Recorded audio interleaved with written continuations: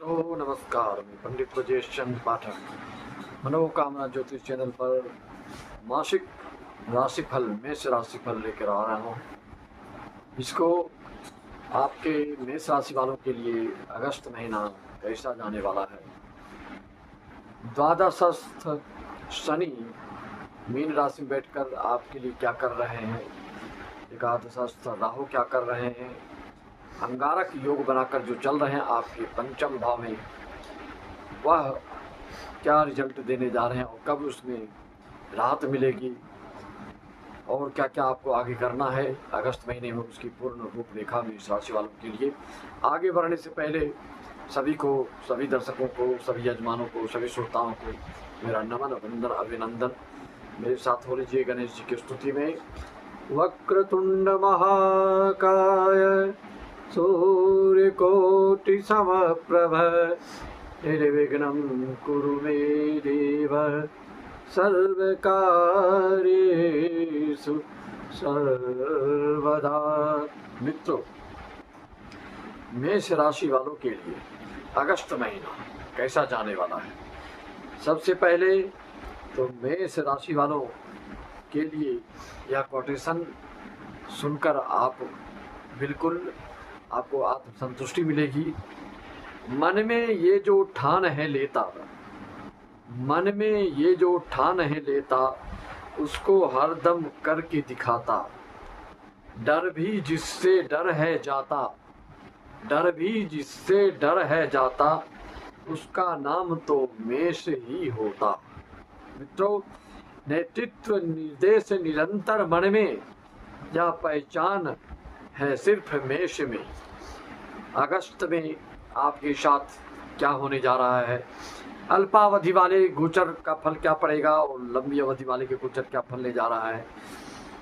वैसे वर्तमान में आपको सप्ताह के शुरुआत में, अगस्त के प्रारंभिक काल में आपको सावधानी रखनी है और 10 से 21-22 तारीख तक आपको अपनी वाणी पर नियंत्रण रखना है। किसी से उलझने का प्रयास न करें, अन्यथा बात बिगड़ सकती है। संतान से संबंधित आपकी कुछ चिंता हो सकती है। अगस्त में 16 अगस्त के बाद सूर्य जब आपके पंचम भाव में आएंगे कालपुरुष के दृष्टिकोण से, तो फिर वहां पर राहु की दृष्टि पड़ रही है एकादश भाव से, तो यह पितृदोष निर्मित करता है। संतान के स्वास्थ्य और उनकी गतिविधि के लिए कुछ नकारात्मकता प्राप्त आपको हो सकती है, इस पर विशेष ध्यान देना होगा। राहु आदि की शांति आप करा सकते हैं अगर इस तरह के फल से आप भुगत रहे हैं और संतानों के लिए चिंतित हो रहे हैं। तो अंगारक योग आपके 28 जुलाई को समाप्त हो जाएंगे, क्योंकि मंगल आपके पंचम भाव से निकल करके षष्ठम में आ जाएंगे। तो आपकी वीरता, आपकी धीरता, आपकी गंभीरता, आपकी शौर्यता, आपकी प्रखरता, आपकी वर्चस्वता, आपकी तेजस्वता को बढ़ाएंगे।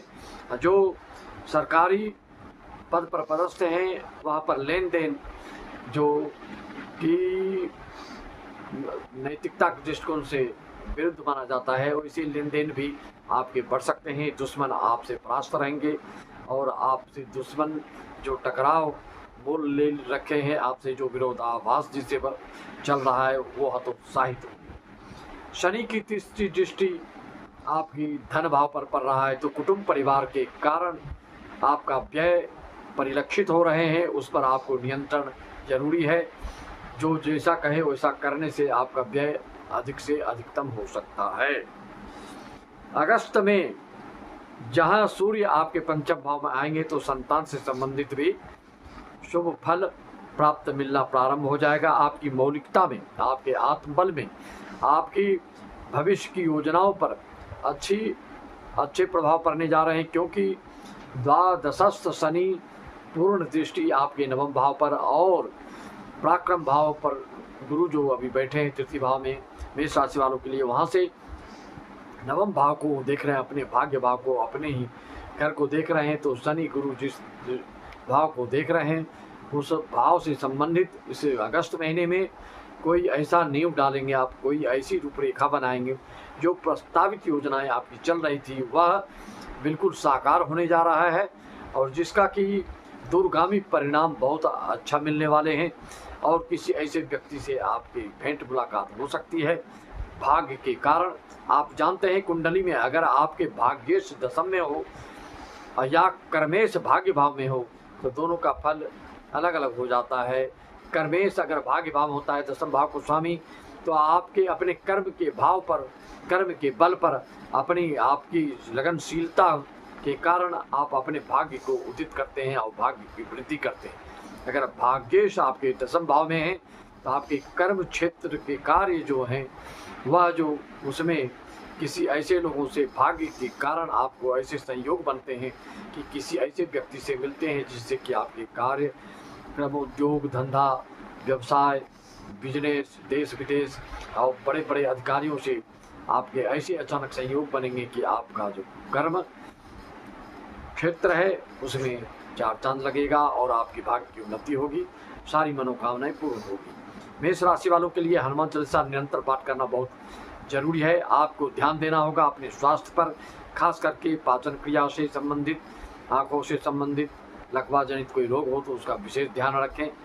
और मंगल जब षष्ठम भाव में आएंगे 28 जुलाई के बाद, तो ऐसे जातक को थोड़ा सा स्वास्थ्य पर विशेष देना होगा। मेष राशि वालों के लिए त्वचा विकार हो तो उस पर भी आप विशेष ध्यान देना चाहिए, उसके उपचार अच्छी तरह से करना चाहिए। इस तरह से आपके मासिक राशिफल मेष राशि वालों के लिए शुभ तारीख आपके 28 जुलाई के बाद 1 तारीख, 9 तारीख, 10 तारीख, 19 तारीख, ये शुभ तारीख हैं आपके अगस्त 28 जुलाई के बाद अगस्त माह के रहेंगे।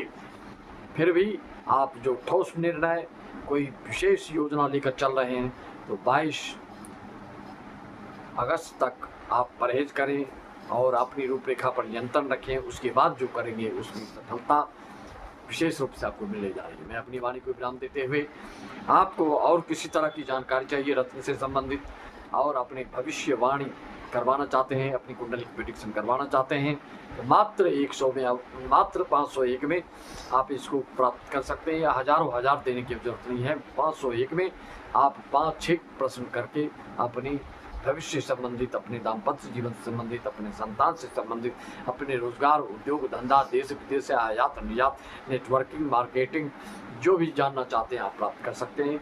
सबको नमन वंदन अभिनंदन, सबको राम राम, जय श्री राम, ओम शिवाय, हरि ओम तत्सत। इसलिए कहा जय सच्चिदानंद। आप हनुमान चालीसा का पाठ प्रारंभ करने या इस श्लोक का पाठ करें। धरणी गर्भ संतम विद्युत कांत समर्पण कुमार सर्वस्तम तम मंगल प्रणाम हम। जय श्री